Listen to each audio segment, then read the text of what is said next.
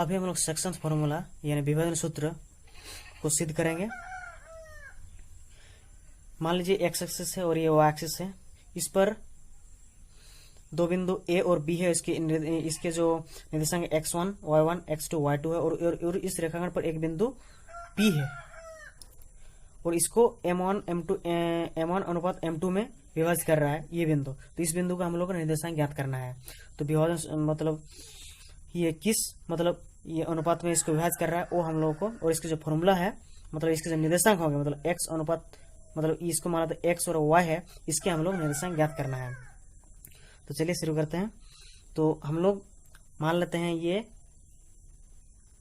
बिंदु के निर्देशांक जो x और y है, और a के जो निर्देशांक x1 y1 है और b के जो निर्देशांक x2 y2 है, ये हम लोग मान लेते हैं। और ये अनुपात जो है इसको किस अनुपात में विभाजित करें, m1 अनुपात m2 में विभाजित करें, हम लोग मान लिए हैं। तो हम लोग देख रहे हैं यहाँ से हम लोग x एक्सिस पर लंब डाल रहे हैं, a से b से भी लंब डाल रहे हैं Q, और P से भी x एक्सिस पर लंब डाल रहे हैं P R S। अब हम लोग A से P R पर भी लंब डाल रहे हैं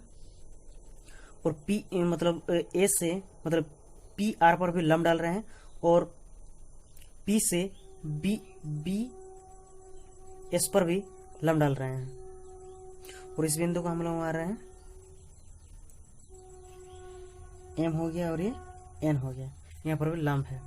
तो हम लोग देख सकते हैं यहाँ दो त्रिभुज बना है और हम लोग को x और y ज्ञात करना है। तो हम लोग यहाँ देख रहे हैं दो त्रिभुज, एक त्रिभुज PAM और त्रिभुज हम लोग का है BPN।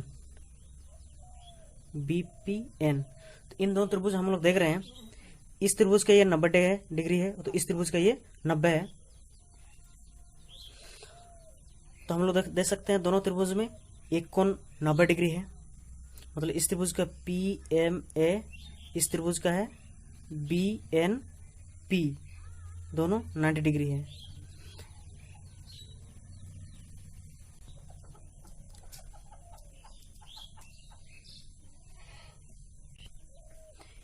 AM ये M है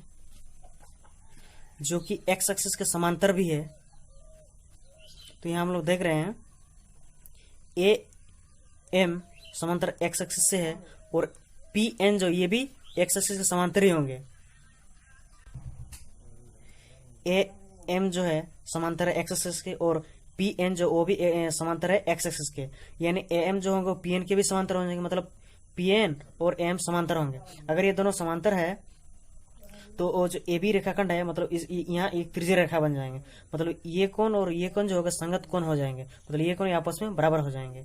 यानी इस त्रिभुज का कोण A और इस त्रिभुज का कोण BPN दोनों संगत कोण हो जाएंगे। तो इस तरह से हम ले सकते हैं कोण एंगल से दोनों त्रिभुज जो है वो समरूप हो गए, PAM समरूप त्रिभुज BPN। अब हम लोग अगर जानते हैं कि त्रिभुज अगर समरूप होते हैं तो त्रिभुज के भुजाएं जो समान अनुपात में होते हैं, तो अगर ये PA है तो इस त्रिभुज का होगा BP, इस त्रिभुज का अगर PM है तो इस त्रिभुज का BN होगा, इस त्रिभुज का अगर AM है, इस त्रिभुज का AM है तो इसका PN होगा।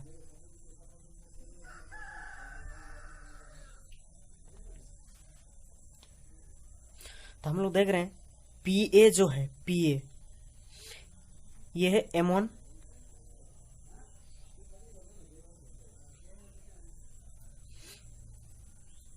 और BP जो है वो है M2, और हम लोग को PM देखना है, PM देखें PM हम लोग यहाँ देख सकते हैं ये जो बिंदु है यहाँ है, यहाँ से यहाँ मतलब x एक्सिस से बिंदु P की जो दूरी है उसको हम लोग y निर्देशांक कहते हैं, यानी y है। और ये बिंदु जो है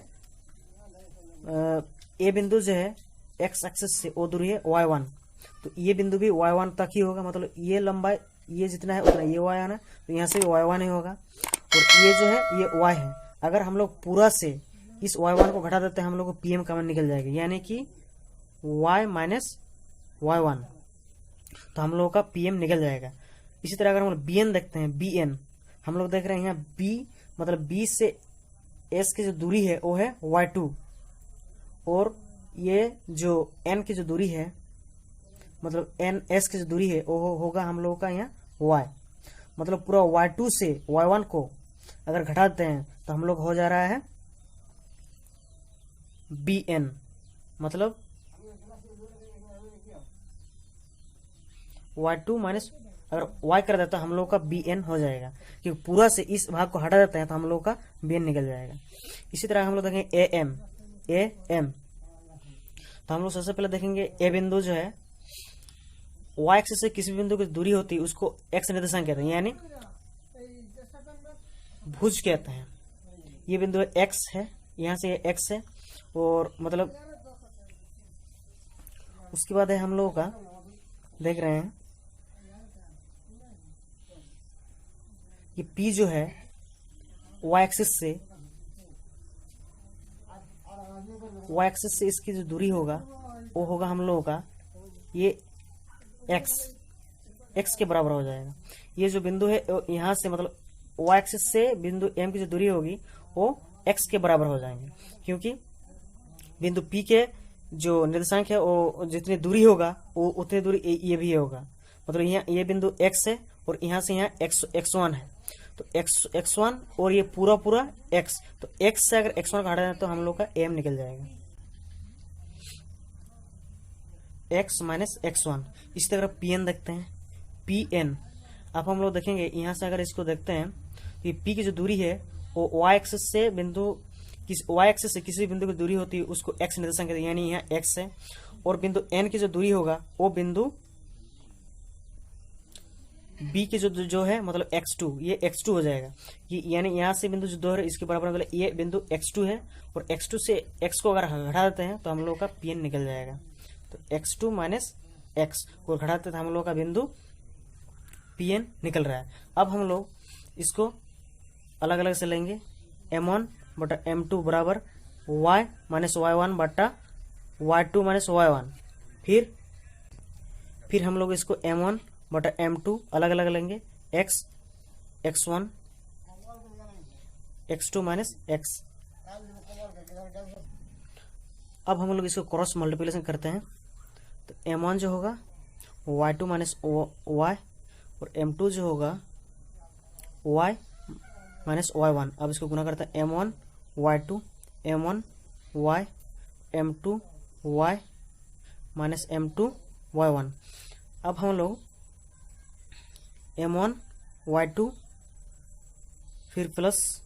इसको m2 y1 इधर ले आते हैं, फिर m2 y, फिर m1 y को एक तरफ कर लेते हैं, मतलब y को एक साइड कर लेते हैं, तो m1 y, फिर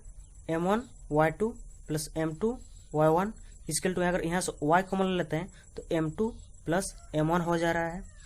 फिर इसको हम लोग m1 y2 m2 y1 इसको इस तरह से m1 प्लस m2 मतलब m2 को मतलब m1 को पहले ऐसे लिख सकते हैं। अब हम लोग अगर इस तरह से देखेंगे तो m1 y2 plus m2 y1 बटा अगर इसको नीचे लाते हैं तो m1 प्लस m2 बराबर y हो जा रहा है, यानी y बराबर जो होगा वो m1 y2 plus m2 y1 बटा m1 प्लस m2 हो रहा है। इसी तरह अगर हम लोग इसको भी आगे बढ़ाएंगे तो हम लोग का जो होगा m1 x2 minus x m2 x minus x1, फिर m1 x2 m1 x बराबर m2 x m2 x1।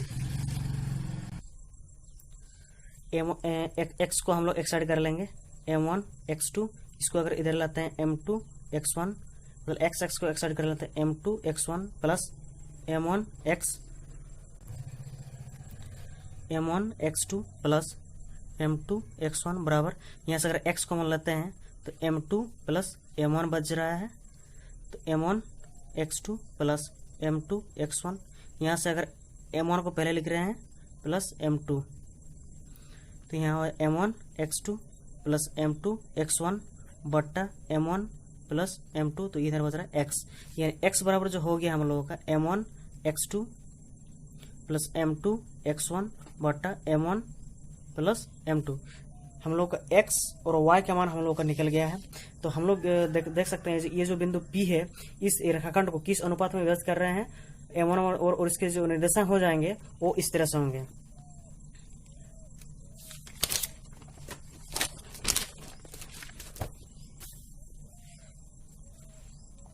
विभाजन बिंदु जो P है, विभाजन बिंदु के निर्देशांक जो होंगे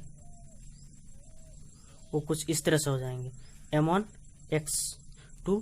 प्लस m2 x1 बटा m1 प्लस m2 हो जाएगा। फिर होगा यहाँ m1 y2 plus m2 y1 बटा m1 प्लस m2। तो ये हो गया विभाजन सूत्र। इसी को हम लोग विभाजन सूत्र भी कहते हैं, विभाजन सूत्र भी कहते हैं। विभाजन तो हम लोगों का विभाजन सूत्र क्या है, m1 x2 plus m2 x1 बटा m1 plus m2, m1 y2 plus m2 y1 बटा m1 प्लस m2। ये हो गया विभाजन सूत्र। मतलब अगर दो बिंदु दिया हुआ है और उसको एक बिंदु P जो कि m1 अनुपात m2 में विभाजित कर रहा है मान लीजिए, तो हम लोग का विभाजन जो सूत्र होगा वो कुछ इस तरह से हो जाएंगे, वो कुछ इस तरह से हो जाएंगे। तो यहाँ हम लोग का अनुपात, जैसे हम लोग m1 अनुपात m2 मानते इस अनुपात को, तो यहाँ हम लोग k अनुपात 1 भी मान सकते हैं। तो हम लोग का वहाँ मान थोड़ा सेम ही आएगा। इस तरह से हम लोग k अनुपात 1 हम लोग इस रेशियो में मान सकते हैं इसको। तो विभाजन सूत्र जैसे सेक्शन फॉर्मूला हुआ, तो हम लोगों का x वाला ये टर्म और y वाला ये टर्म, तो सबसे पहले हम लोग x वाला को लिखते हैं, उसके बाद y को लिखते हैं।